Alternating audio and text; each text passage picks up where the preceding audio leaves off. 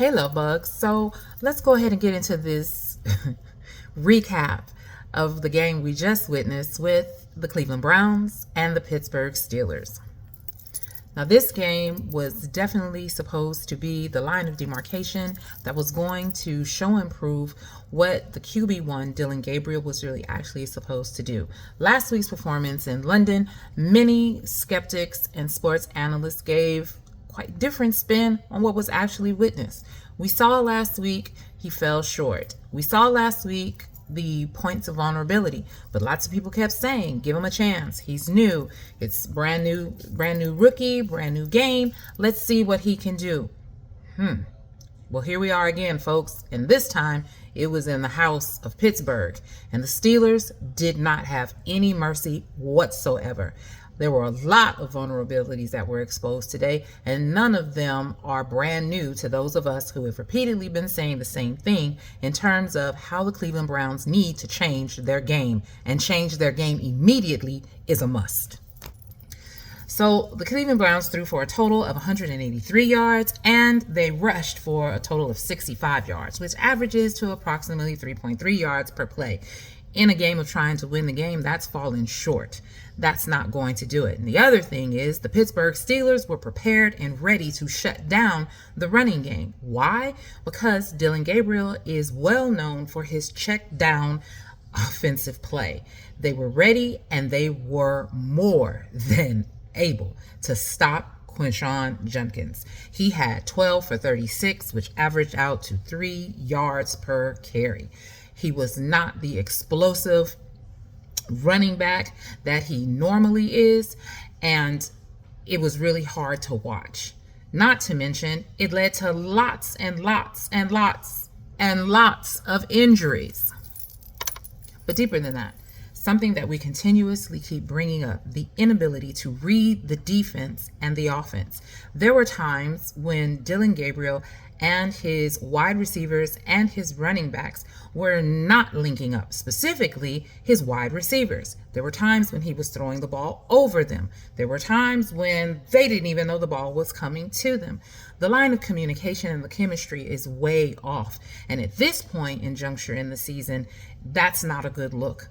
You're moving into the part of the season where each win is critical in putting your team in placement for playoff position, or just to have a winning season.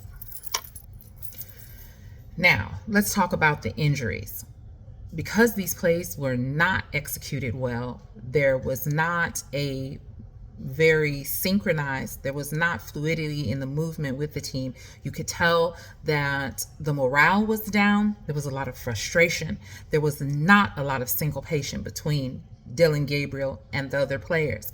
So the execution of the plays, it looked very rigid. It looked cringed. It was really hard to watch. And you could tell that this was a team that was just holding it together with the bare minimum. And the way that the plays were executed, that showed as well, which led them to be very prone and susceptible to injury. David Njoku went out twice. He finally just went out of the game. There was that. Myles Garrett had one tackle. When have you ever had a game with Myles Garrett and just one tackle? We went to commercials more than we went to the end zone. It was unreal. Now, you can't put all of that off on Dillon Gabriel, but you can put on his shoulders that the chemistry of his team, the ability for the team to congeal and stay together and push forward, that does fall on the back of the quarterback, because he is the navigator. He is the captain. He is the compass that is guiding his team where they need to go. Unfortunately, the chemistry between this team and the quarterback, one, it's not there. So you ask, how long were we going to have to wait until there was something different done? Well, that falls on Kevin Stefanski. His inability or his desire not to call something different, because there were several opportunities where you could have switched out the quarterbacks and the game could have been saved. Definitely could have been saved. This was truly an opportunity where a long arm quarterback could have saved the game. Long passes, pushing the ball down the field, because you were playing against a very tall, very brawn and strong defense Steelers team. And not to mention, even though they are big, they could move. And they attacked and they defended with a purpose.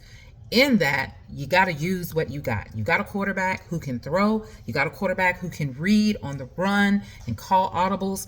Put him in there. But per usual, Kevin Stefanski decided not to. And that's okay. We expected him to do that. But what he did do is exposed the total vulnerabilities of the Cleveland Browns organization and their team. Not only where they are lacking on the field, but where they are lacking in leadership and management. There's definitely got to be some changes that are going to have to be made, or rather, change. And the change is going to have to come from the rookies, because they do have a very, very strong rookie. They have lots of strong rookies. They've got a good, strong rookie in their QB2.